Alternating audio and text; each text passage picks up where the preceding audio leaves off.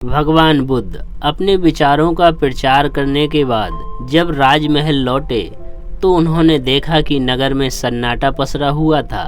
उनके एक सेवक ने उन्हें बताया कि भगवान एक राक्षसी को बच्चों का मांस खाने की लत लग गई और नगर के अनेक बच्चे गायब हो गए।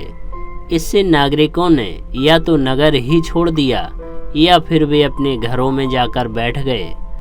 भगवान बुद्ध को यह भी पता चला कि उस राक्षसी के कई बच्चे थे।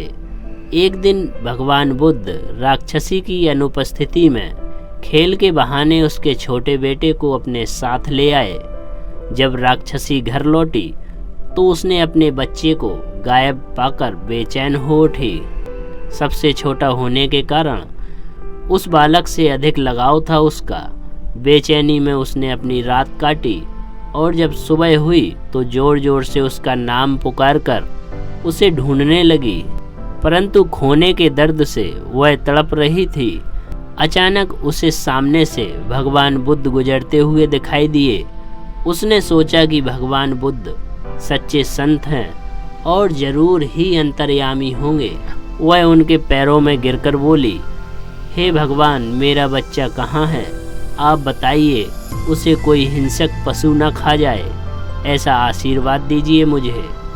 तो भगवान बुद्ध ने कहा कि इस नगर के कई सारे बच्चे तुमने खा लिए, कितनी ही इकलौती संतानों को तुमने नहीं बख्शा। क्या तुमने कभी सोचा कि उनके माता पिता कैसे जिंदा रहे होंगे?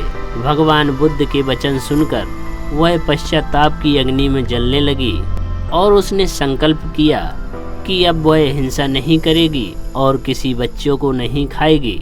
तो भगवान बुद्ध ने उसे समझाया कि वास्तव में सुख दूसरों को दुख देने या दूसरों का रक्त बहाने में नहीं होता, बल्कि उन्हें सुख देने में होता है।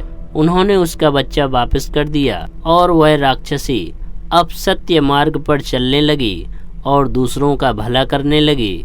दोस्तों, अपने जीवन में कभी भी किसी का बुरा मत कीजिए, क्योंकि आप बुरा करोगे तो बुरा फल भी मिलेगा आपको।